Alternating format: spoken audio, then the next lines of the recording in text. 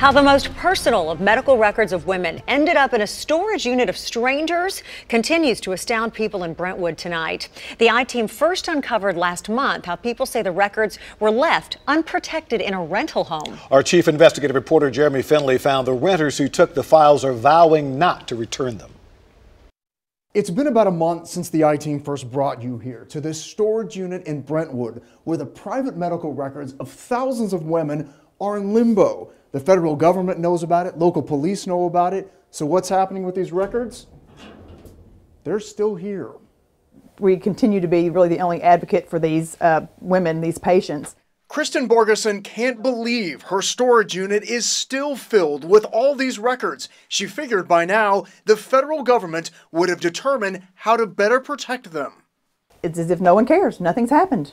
The I-Team first told you how the Borgesons say they found the unprotected medical records in the home they were renting from retired Dr. Molly Chatterjee. We also found Chatterjee's neighbors saying people flipped through the records during the doctor's estate sale. We were literally scared. We said, oh, we shouldn't be looking at them. That's private.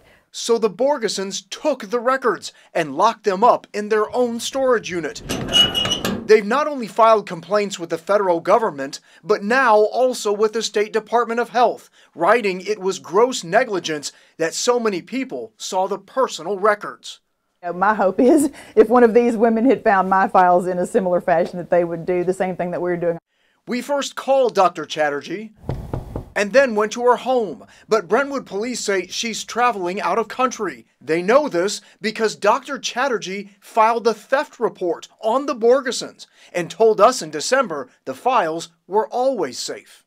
They were in locked boxes and they were inside a locked room. The Borgesons dispute that and refuse to give them back, hoping if they remain defiant, one of the government agencies will take action and lock them away for good. Anything we hear of that could help these women, help get these off our hands and, right or wrong, basically, we're willing to do at this point. Jeremy Finley for the News 4 I-Team. Quite the responsibility. The Federal Department of Health and Human Services, which responds to medical records complaints, has not returned our repeated calls for comment. The State Department of Health will only say they review all complaints. Knowing how personal these records are, the I-Team will keep reporting on this until they are safely stored away.